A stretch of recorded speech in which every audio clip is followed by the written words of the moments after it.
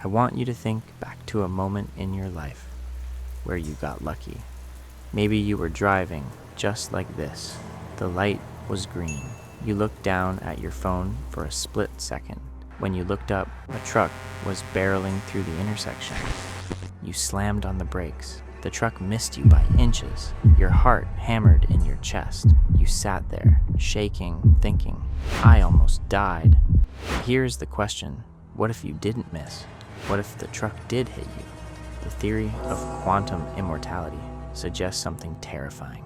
It suggests that in that timeline, your family held a funeral, your friends cried, the world moved on without you, but you never saw it. Because the moment you died in that universe, your consciousness snapped instantly to the next closest universe, where you slammed the brakes just in time.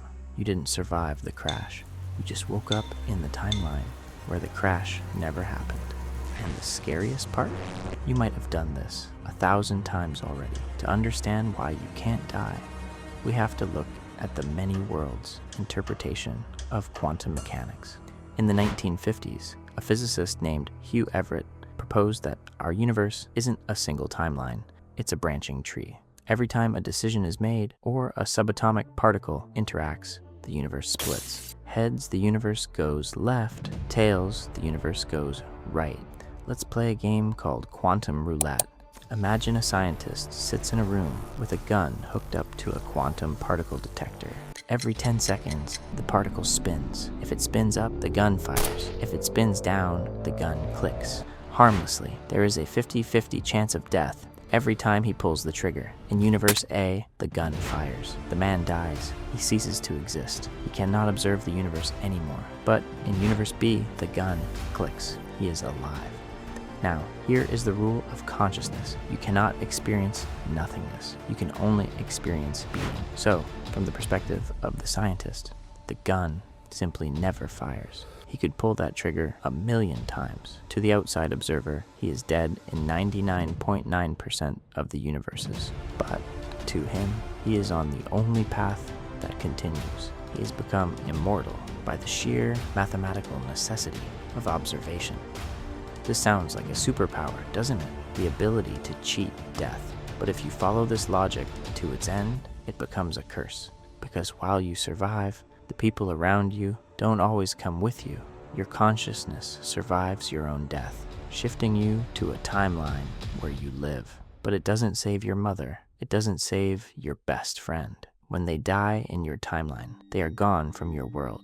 You are destined to be the last man standing in your own personal universe. You might live to be 100, then 120. In everyone else's reality, you died of old age long ago. But in your reality, through a series of medical miracles or lucky breaks, you just keep going. You are trapped in a subjective reality where you watch everyone you love disappear into the void, while you remain behind, wondering why you are the only one who never gets hurt.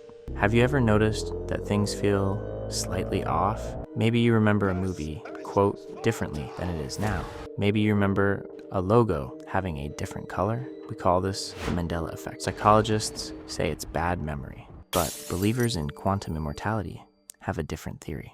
They say that when you almost died in that car crash or that sickness you had as a child, you shifted tracks. You jumped from timeline A to timeline B. Everything is mostly the same, but small details are different. The logo changed. The name of the city changed. You feel out of place because you are literally an immigrant from a dead universe. Of course, this is just a theory, a mathematical ghost story derived from quantum physics. We can't prove it, because to prove it, you'd have to die. But the next time you have a near miss, the next time you slip on the stairs but catch the railing, the next time a car swerves and misses you by an inch, take a breath, look around, and ask yourself, did I survive or did I just move here? If you're seeing this, you're in the right universe. Click the video on the screen to see what happens when the simulation breaks.